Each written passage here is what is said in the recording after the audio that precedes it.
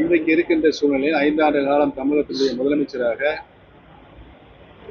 நம்முடைய முதலமைச்சர் ஆகிய பல்வேறு திட்டங்கள் நாட்டு மக்களுக்கு நன்மை வைக்கின்ற திட்டங்களாக அவருடைய திருக்கரங்கள் நேரடியாக கிடைக்க செய்கின்ற ஆட்சியை தளபதி அவர்கள் 5 ஆண்டு காலம் ஒரு சிறப்பான ஆட்சியை நாடு போட்டுகின்ற நல்லாட்சி நடத்தி கொண்டிருக்கின்றார்.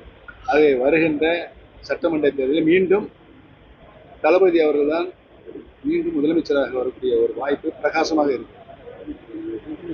திமுகவுக்கு போட்டியா இருக்குது அதிமுகவா பாஜகவா? இன்றைக்கு இருக்கின்ற அரசியல் சூழ்நிலையில் திராவிட முன்னேற்ற கழகத்திற்கு எந்த அரசியல் கட்சியும் போட்டியிடக்கூடிய தகுதி இல்லை என்பதுதான் போட்டிங்கிறது தளபதி பார்த்தீங்கன்னா அவர் வந்து திமுகவுக்கும் நெல்லுக்கும் தான் போட்டின்னு சொல்லியிருக்காங்க.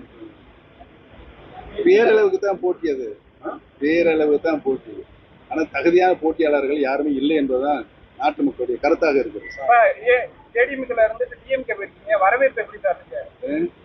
வரவேற்பு எப்படி இருக்கு அதிமுகல இருந்து திமுக போனது?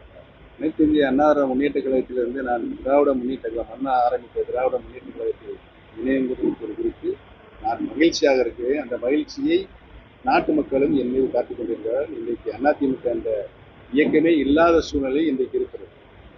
சசிகலா கூட அதிகமாக பயணிச்சிருக்காங்க. சசிகலா புதுசா கட்சி ஆரம்பிச்சிட்டாரு. அதே மாதிரி பாமக ராமதாஸோட கூட்டணி வச்சு இந்த தேர்தலை சந்திக்க போறோம்ட்டாங்க.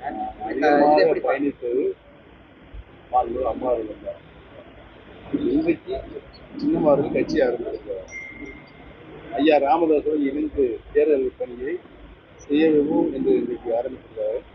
எதிர்காலத்தில் மக்கள் அளிக்கின்ற தீர்ப்பின் அடிப்படையில் அவருடைய நிலைப்பாடு எடப்பாடி பழனிசாமி வந்து அவரோட பொறுப்பை காப்பாற்றணும்னு முயற்சி பண்றாரு, கட்சியை காப்பாற்ற முயற்சி பண்ணல அரசு விமர்சனங்கள் சொல்றாங்க. இந்த கருத்தை எப்படி சார் பாக்குறீங்க? அவர் சுயநலவாதிங்க.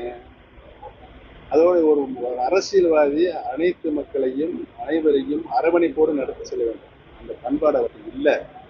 இன்னைக்கு இந்த அனைத்து இந்திய அண்ணா முன்னேற்ற கழகத்தில் படுகொலையில் தள்ளிய